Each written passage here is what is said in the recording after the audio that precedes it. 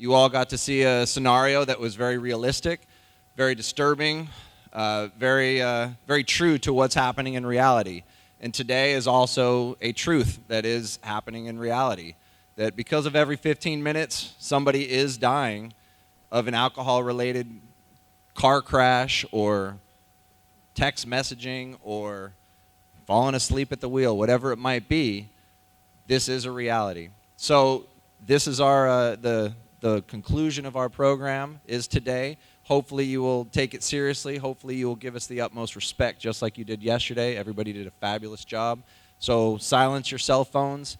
We're going to be hearing from parents, from teachers, guest speakers, and we also have an incredible video for you guys.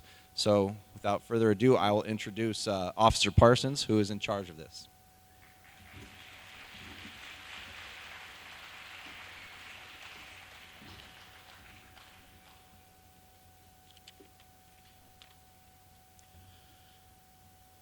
Every 15 minutes, someone is killed or seriously injured in an alcohol-related incident. Yesterday, if I came into your classroom, I quoted that statistic. In fact, I think I even did it in a statistics class. And a lot of times with statistics, we gloss over it, and it doesn't really sink in. But I want you to let it sink in for just a moment, so I'll repeat it. Every 15 minutes, someone is killed or seriously injured because of alcohol. That means while you're in that statistics class, across this nation, 4 people will lose their lives or be seriously injured because of one person's choice regarding alcohol. Every 15 minutes, someone is responsible for that choice. And every 15 minutes, there is a victim that may lose their life because of that choice. And for every victim, there's a family, and there's friends, there's classmates, teachers. A lot of people are affected every time we lose somebody because of alcohol. At this time, I would like to ask everyone to please rise for the entrance of the living dead. So lately, been wondering who will be there to take my place when I'm gone. You need love to light the shadows on your face. If a great wave shall fall, it'll fall upon us all. And between sand and stone, could you make it on your own? So if I could, then I would. I'll go wherever you will go, way up high or down low. I'll go wherever you will go, and maybe I'll work out a way to make it back someday. As I said, in every crash, in every one of these decisions regarding alcohol, there is a victim, there is a family, there are classmates. But in addition to the victims, there is someone who's responsible for that choice. Officer Moore, would you please bring forward the responsible? Yesterday should have been a normal, ordinary day here at Johansen High School, where you got up, took a shower, had some breakfast, came to class, saw your friends, maybe talked about what you were going to do this weekend.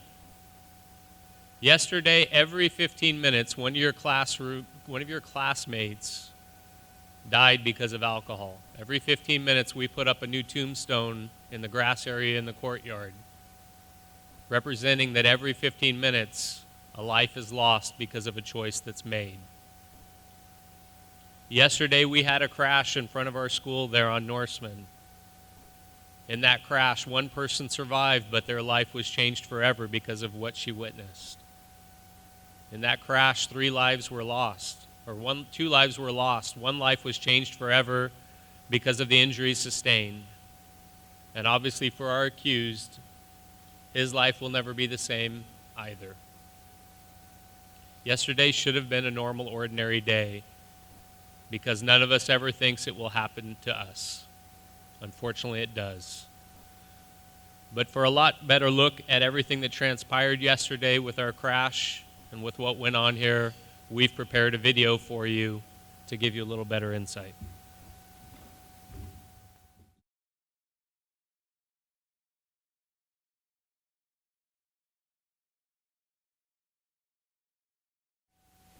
And every 15 minutes, there might be a new grave out there at the grave site that a family has to go visit.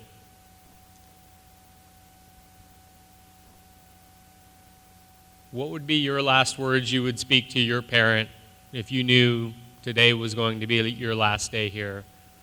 What would be your last words that you would speak to your loved one if you knew that that was the end? If you didn't know and you were having a particularly bad day, your last words to your mom or your dad or your brother, your sister might be, "I hate you. Slam the door and leave." And those are the last words that are ever spoken. That's the end. You don't get the opportunity to go back and have a conversation and say some of the things that you really probably wanted to say. For our students that were involved in this, for the parents that were involved in it, we gave them the opportunity to take a pen and write a letter and take the opportunity to say everything that they wanted to say, but didn't get the chance before yesterday happened. Are Yasmin's parents here? Anybody here for Yasmin? Would you come forward, please? To my loved ones, I would like to start off by appreciating anyone or anything that has ever taken any place in my life at any point in time.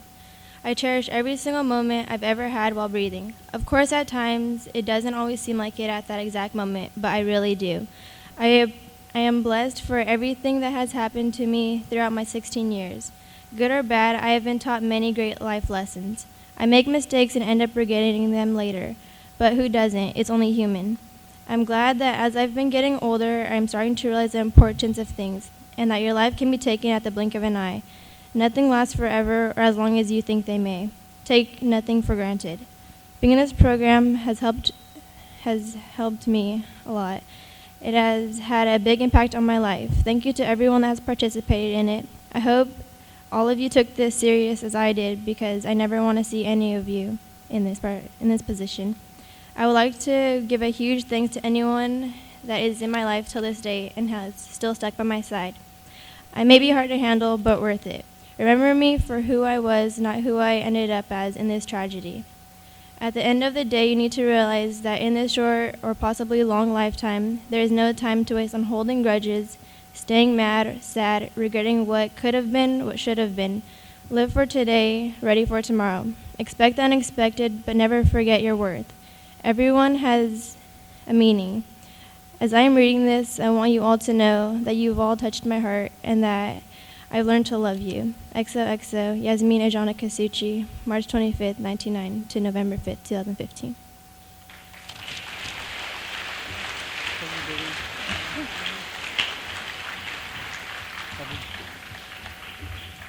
Are the parents of Michael Hildebrand here? Would you please come forward?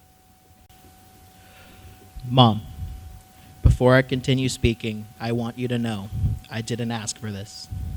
I know the pain that I felt when I was bleeding out on Scenic and Claus pales in comparison to the pain that you are going through right now.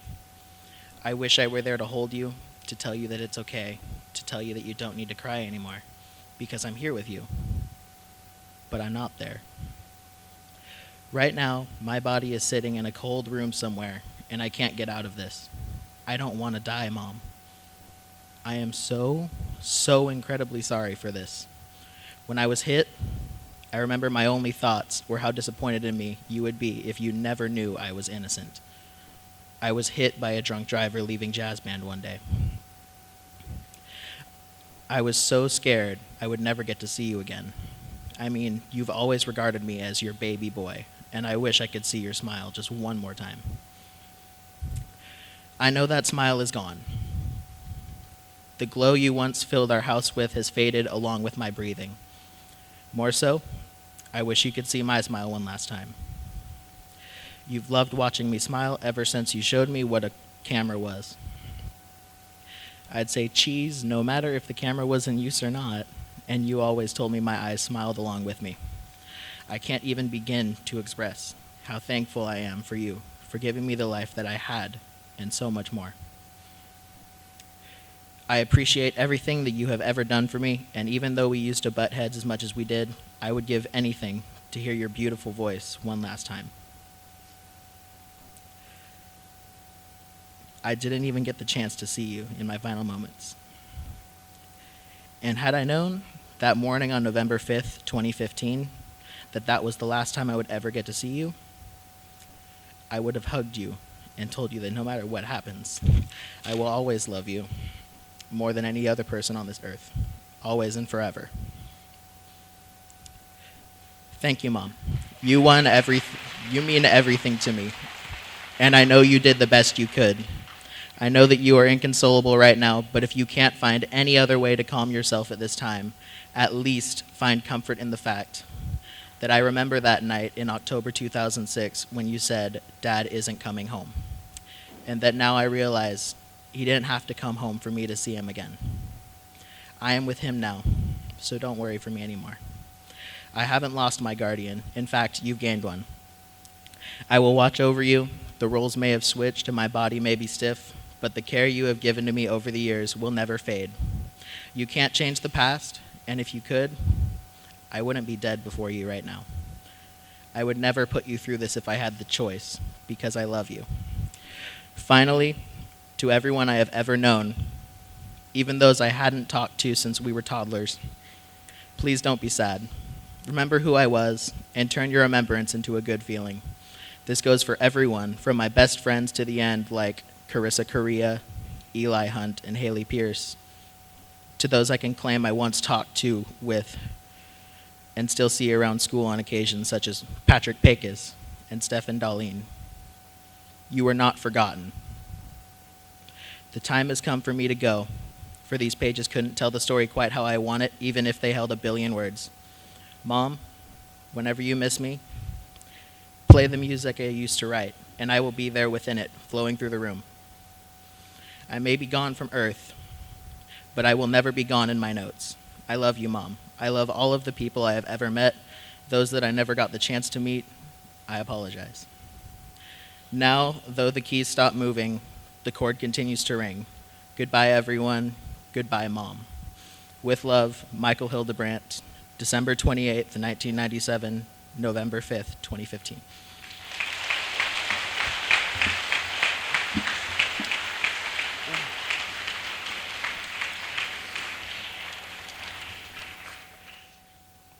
Mr. Martinez, would you come forward to share your letter?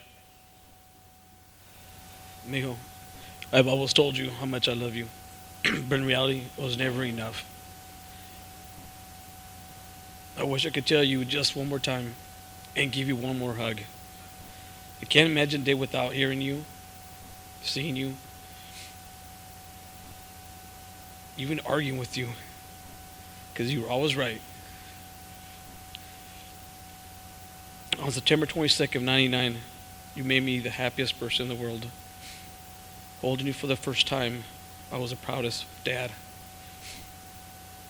I always told you how proud I was of you, and I always meant it. You were not only my son, my firstborn, but also my partner, in the passion we both share with raising our dogs. I don't know if I could continue without you by my side, but I would try for us. You were such a bright young man with so many goals in life.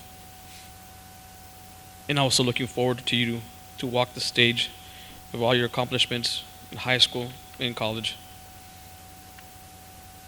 Not hearing the sports channel all the time or watching so many sports you watch is really going to be difficult and quiet around the house. Maybe I'll have to leave the TV on the sports channel to give me some peace of mind and feel like you're around. I have always been your biggest fan when you're on that football field and the basketball court. In my eyes, you will always be the best, and you are the best to me. And thank you for making me the proudest father every time. So I thank you with all my heart for being such a big role model. To your sisters, they really looked up to you so much, and I know they were proud of you. We will not know what to do without our George Pig. It kills me that you won't cross the stage at Johansen or at the college. I really wanted to see you become the person you wanted to be. You made it so easy being a father. Never had to push you. You were always self-motivated. Instead, you made me push me to become a better person and become something. To always aim high and achieve it. I don't know how I will move forward from this and don't want to imagine life without you. You are a huge part of my heart. And that would never be filled. Not gonna lie, I was looking forward to Marco the Third. But God had different plans and needed a smart young angel. Love you always, Dad.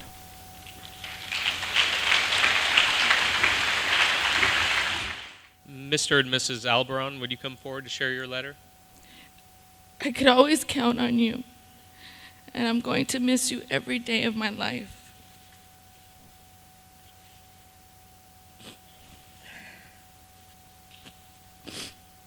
You are an angel on this earth.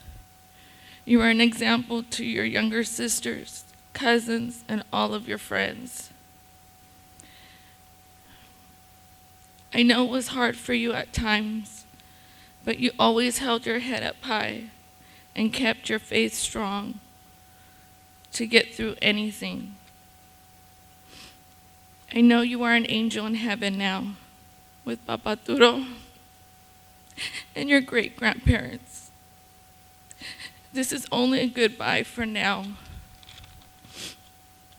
I will see you again in heaven one day. Love you always and forever, Mom and Dad.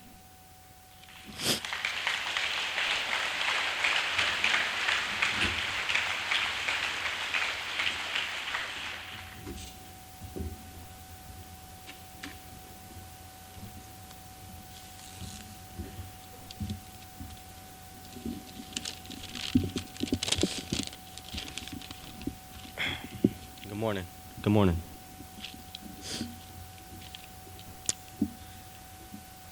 On November 5th, I made the biggest mistake of my life that impacted many people's lives, and this is something that I'm going to have to live with for the rest of my life.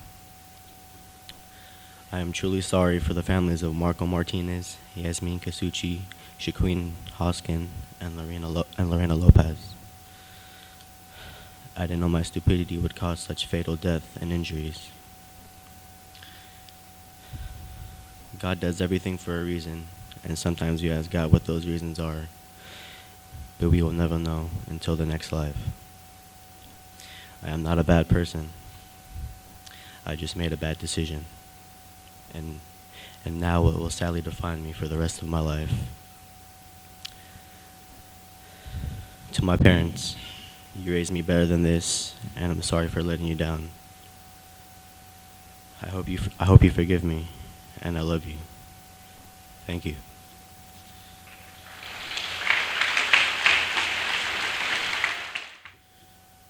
I know that we have a lot of bright students here at Johansen High School.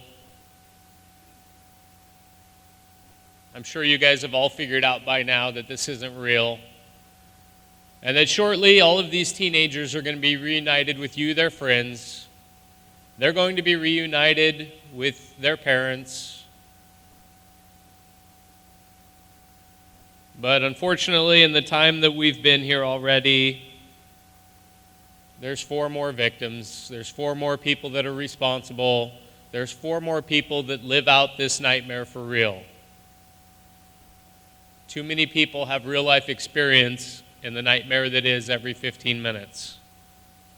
At this time, I would like to invite up our guest speaker, Joanna Murillo Beaver.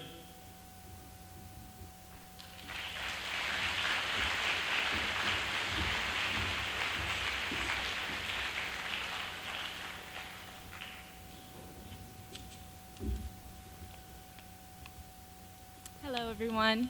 My name is Johanna Murillo Beaver. How do I follow all that? I'm just going to let you know, tell you about my story, and just let you all know how alcohol affected my life.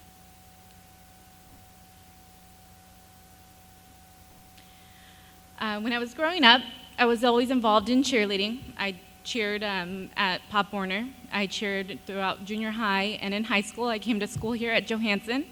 I'm a Johansen Viking. I was always involved in student council, HLC. I was involved in a lot of activities. I was in the Child Development Academy. I see a lot of teachers who were my teachers when I came here. At a young age, I knew that I wanted to become a nurse. That was my goal. I wanted to help people. I really wanted to work in the labor and delivery or working with brand new babies in the NICU. That was my dream. That was my goal. Wherever I could get started, start to help people, that was what I wanted to do. So I was involved a lot, so I knew that I wanted to go to college. I started taking some classes at Stan State, MJC, and then Stan State. I even cheered at MJC, Stan State, and even for a semi-professional team. I like to have fun. When I was in college, I thought I was just young, having a good time. I was getting okay grades, and I knew, I started taking the prereqs and everything to become a nurse, and I knew that I had to get good grades, but for me, good grades were A's, B's, and C's. Once I started applying for nursing programs, I wasn't getting accepted. I had A's, B's, and C's. They wanted straight A's. So I just kept getting denial letter after denial letter to get into a bachelor's nursing program. Finally, I decided I needed to do something different. I needed a different way. I looked into licensed vocational nursing, and that was something that was amazing to me. I'd finally have the title nurse underneath my name. By the time I was 21, 22 years old, I'd be a licensed vocational nurse, making good money, be able to go into a bachelor's registered nursing program from there. So I thought I had everything planned out. Finally, I got into a nursing program, a licensed vocational nursing program in San Francisco. I was born and raised here in Modesto, so my parents, they helped me to get a student loan, scrounge up some money so that I could move to San Francisco. It was going to be a year program. When I was in the program, I had no idea who these students were. I had just met them. About 6 months into the program, one of the guys said, hey, we just had this big test, we passed, let's go, have a drink, celebrate with us. I was 22 at the time, and I thought, okay, fine, let's go have a drink. We would always have a designated driver, except I lived a little bit further, closer to town, and most of them lived in South San Francisco. Well, this program was a year, and it was October 31st, 2007. That was the last day of our clinicals. I was finally going to graduate that Sunday. We were going to have our graduation, and I was going to have the title nurse behind my name. I was going to move back to Modesto. I had my life all planned out. I was going to move back to Modesto, get a job as an LVN, go to Stan State. They have an LVN to Bachelor's of Nursing program that you can get into. So, I thought that was awesome. By the time I was 25, I'd be a registered nurse, doing what I loved, helping people. That night, October 31st, 2007, we all decided to go out and have, some drinks and celebrate that we graduated the nursing program, that we were done finally. So we went to go buy some costumes, and I got a French maid outfit, cute French maid outfit. We went out. I was getting ready at home, and one of the guys, Chris from my class, he said, hey, Joanna, you know what, I'll drive your car. I'll meet you at your house, I'll drive your car, and, and then we'll go from there. And I thought, okay, cool. So I was getting ready. I got a phone call from Chris, and he lived with everybody else in South San Francisco. He told me, hey, just drive your car downtown. We were going to the Dirty Martini in San Francisco, downtown, and he said, I'll drive your car home from there. And I said, okay, that sounds good. So I show up, I park out front of the Dirty Martini. I was right there, and I had my phone. I was waiting for the rest of the group, and I was texting my brother-in-law, and he sent me a picture of a little puppy, a little chihuahua in his hand, and he said, here's your niece, your new niece. And I thought, oh, she's so cute. I can't wait to meet her. And he said, we'll bring her on Sunday. to your graduation. She's, small enough, nobody would mind. So I text him, what are you guys doing for Halloween? And it's our family tradition just to go to my mom's house on Halloween, give out candy, scare the bigger kids. That's something that we do every year. I wasn't there that year. I was in San Francisco, and I had just finished the program. My brother-in-law asked me what I was doing, and I told him I was meeting up with some friends, and we were going to have some drinks, and that was it. And he said, okay, mija, be careful, be safe. So everybody showed up there. I walked in with them.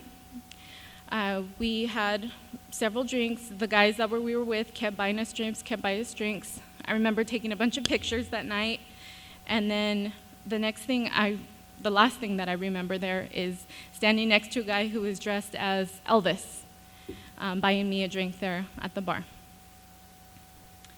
The next thing I remember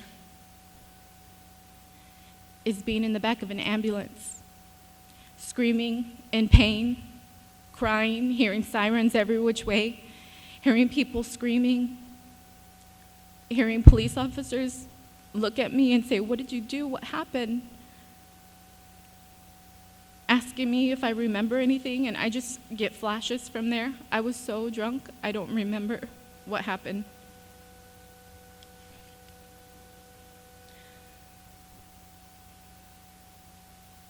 I was taken to the hospital, and they had given me an IV. And when I came to, I had a neck brace on. I was in so much pain. And the nurses kept asking me, what happened? What happened? Do you remember anything? And I kept saying, I don't remember. I had never been in trouble in my entire life. I was always a good student. I was always a good daughter. I never wanted to disappoint my parents. I always wanted to do good, and I wanted to help people. The officer that came in, well, first of all, a phone call was made home to my parents here in Modesto. It was around 2:33 in the morning. And they were told, your daughter has been involved in a car accident, and wouldn't give them any more information. My family went to the hospital. They couldn't see me. All they were told was that I was under arrest. I just wanted to hug my mom so bad that right then and there, I wanted to see my mom. I wanted to hug her. I couldn't. I was under arrest. The officer told me that there were several counts against me. And he said, if you were to just go into jail right now, we were to arrest you, you were to plead guilty, you would serve 15 years to life in prison. I had never gotten a ticket. I had never been stopped by a police officer. I have so many family members who are police officers and who work in the jails. I had never been in trouble. And the family members in my family who had been in trouble, we never talked to them. We didn't know what to expect. We didn't know anything. Well, that weekend was my graduation from the LVN program. I didn't want to go. I was so ashamed, so ashamed. But right before that, this was on the Sunday, right before that, I was booked in at the San Francisco County Jail, and they told me I had one phone call. And I made the phone call to my sister. I knew she was in town, and she answered the phone, and I said, let me talk to Dad. And I told them, just leave me in here, forget about me. Don't ever think about me again, just leave me in here, let me rot. I don't deserve to live after what I did. I don't deserve any of this, just leave me in here, forget about me. They went ahead and posted bail. It was a $100,000 bail. They had to pay part of that to get me out. And I remember walking out, and my brother-in-law was right there with his jacket. And I just remember falling into him and saying, I'm sorry. I'm sorry, I'm so sorry. And he just held me and held me up, and I walk outside, and my mom was right there, and she just squeezed me. And I just kept saying, I'm sorry, Mom, I'm sorry. And she said, it's okay, Mija, you're alive, you're alive. We'll deal with it later, it's okay, you're alive. And I hugged my dad, and my dad was crying. And my sister was there, and they were just all crying, and I kept thinking, how are they crying for me? I should be dead, I shouldn't be here anymore. How could I live with this? All my life, all my dreams, everything's done. I'm just gonna be a rotten, scumbag. Nothing's ever gonna change. That's it, this is who I am. I don't even deserve to be out. I was on bail for 18 months. Each month I had to go up to San Francisco. I moved back home and I had to go up to San Francisco each month. And we just had to keep pushing. That my attorney just kept saying, we're going to push everything back, push everything back. You know, you have a clean record. You've never been in trouble. Let's see what we can get. Let's see what we can do. And he kept saying that. And I thought, okay, well, I know I did something wrong. I know I'm going to have some consequences, but I didn't realize how bad the consequences were going to be. Finally, about 18 months, it was May of 2009, he said, the DA is going to go ahead and give you a bargain. And they said they would drop all other charges except for one: felony DUI causing great bodily injury. I was sentenced to 2 years in state prison for that. And he said, you know, we can go ahead and, go ahead and surrender right now. And it was in May, and I said, no, my sister's wedding is June 6th, 2009. I have to be there. I'm her maid of honor. And he said, okay. So we set the date up for June 10th, 2009.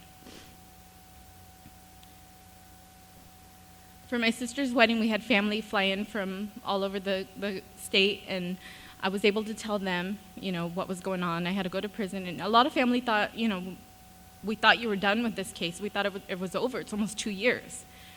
And I told them, no, this is it. You know, I did what I did. There were several injuries. Nobody died, but there were 2 women who were in critical, they were in a coma for a few hours. They came out of it. They were okay. At the hearing, one of the hearings before this, the husband of one of the ladies was there, and her children, and I was just crying and just kept saying, I'm sorry. He came up to me and he put his arm on my shoulder, and he said, Mija, we forgive you. We understand that this is not who you are, but please make changes.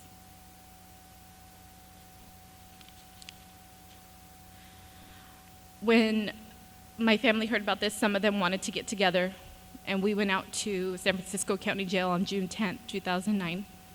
And I remember we all held hands outside and we said a prayer. There were a couple uncles there, aunts, my dad, my mom, my sister, and brother-in-law, and some cousins and friends. And I just kept thinking, like, why are they there? Why are they there with me? You know, I did this horrible thing. And we said a prayer. We walk into the courtroom, and I stood at the podium just like this, and the judge asked me, how do you plead? And I said, I plead guilty. The bailiff came over, turned me around, faced me towards where everybody was sitting.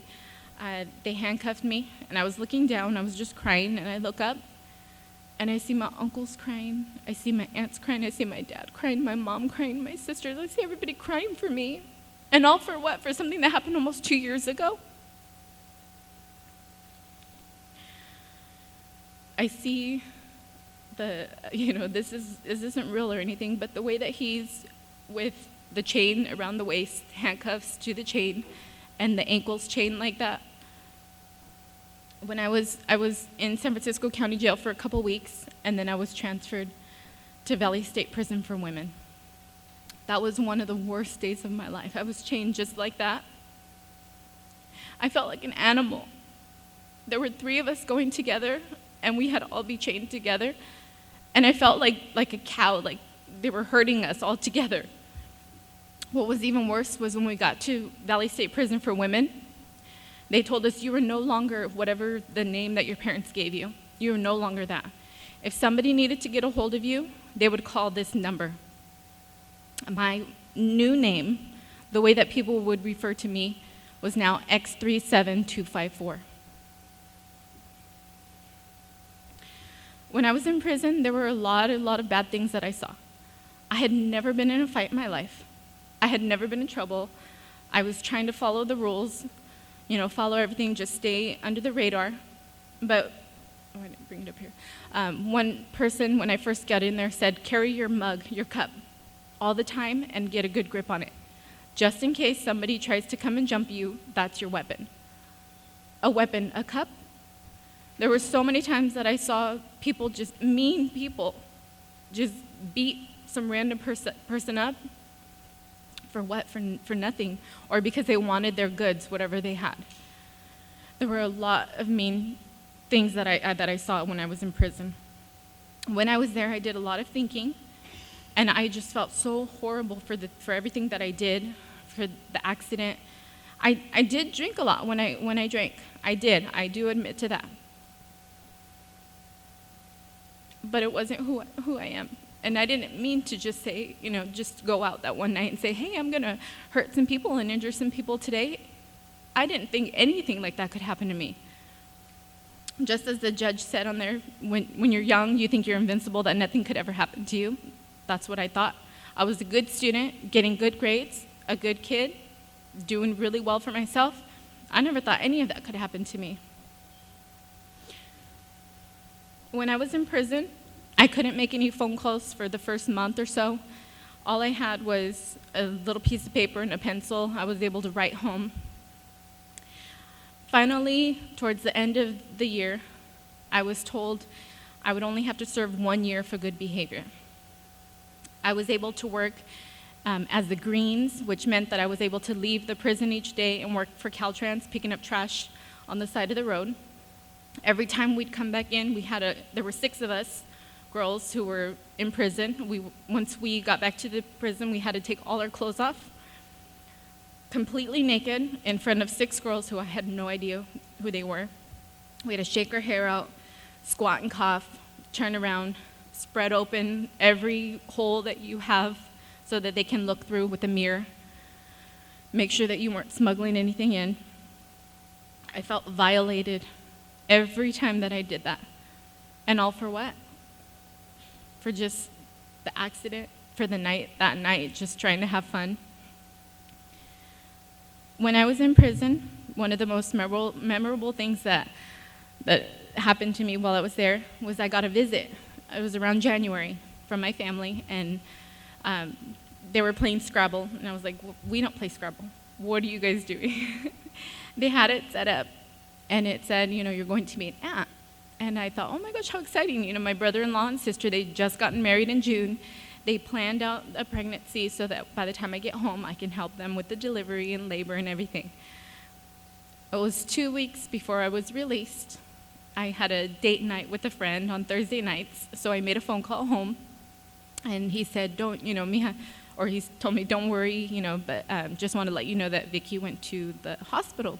She was just having some cramping. And I thought, okay, I won't worry about it.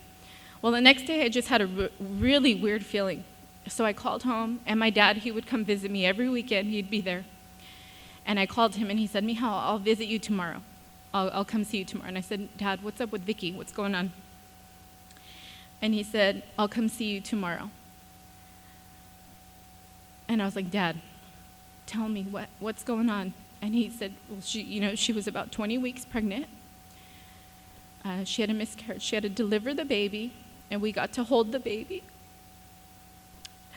My sisters are my best friends, and I couldn't get in my car and go see her. I couldn't get out of there. I was stuck. And all for what? Just for something stupid that I did 2 years ago.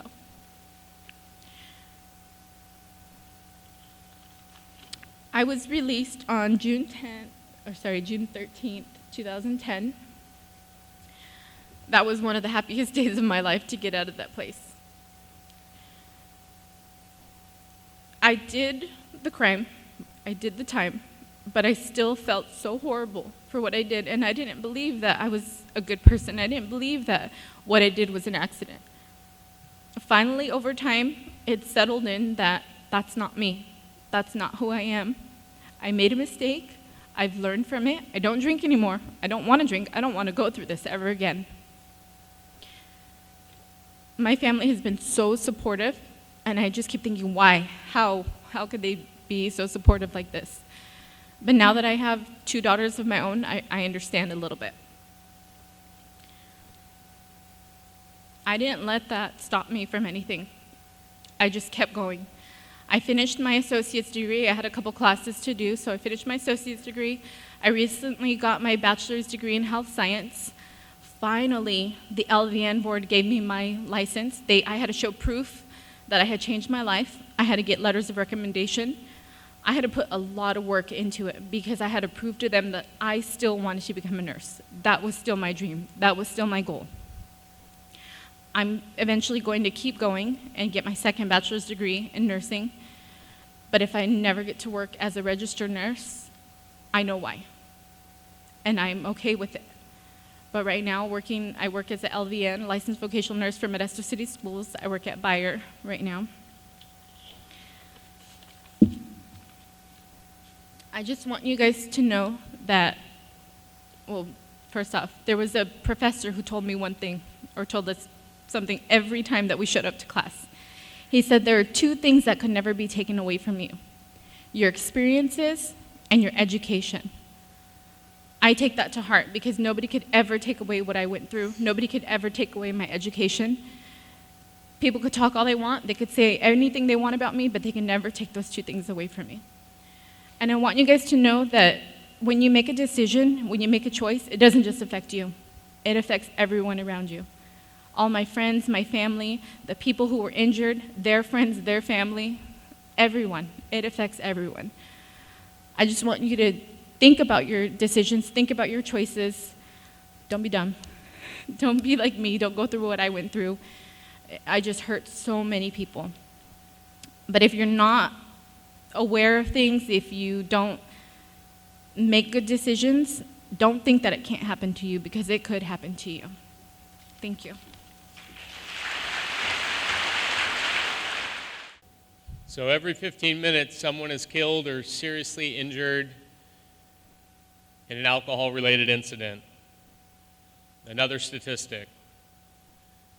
Statistics also tell me that many of you, although it's illegal, are already drinking alcohol. That many of you are already going to parties. That many of you have already started making those decisions. And the reality is, those decisions are Russian roulette. Hopefully you look at things a little differently the next time you get invited to that party, because your life could change dramatically because of one choice.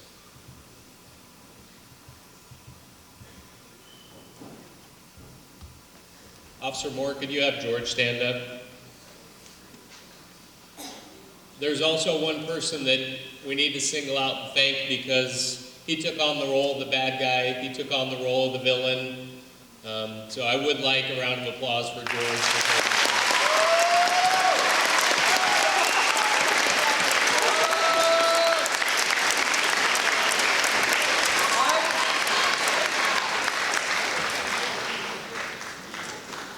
So we all played the game in high school.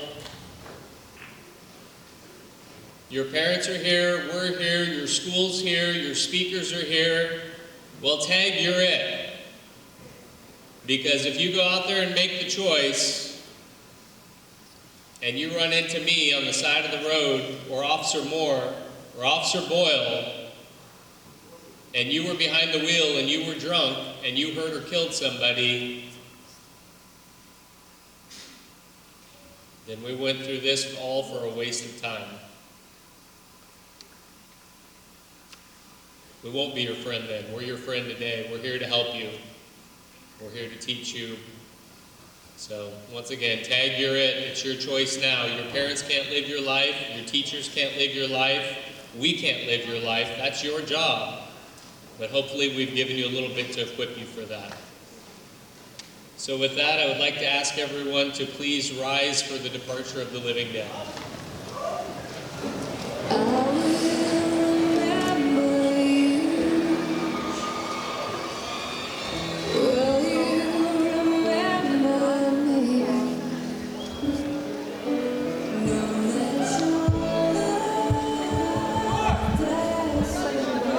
Good job, guys.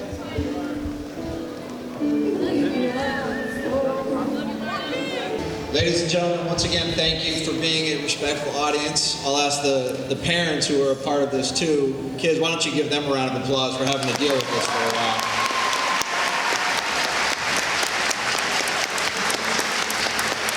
As Officer Parsons said, the ball is now in your court. It's Friday. Friday night usually brings activities. You guys make the right choices. Don't be stupid.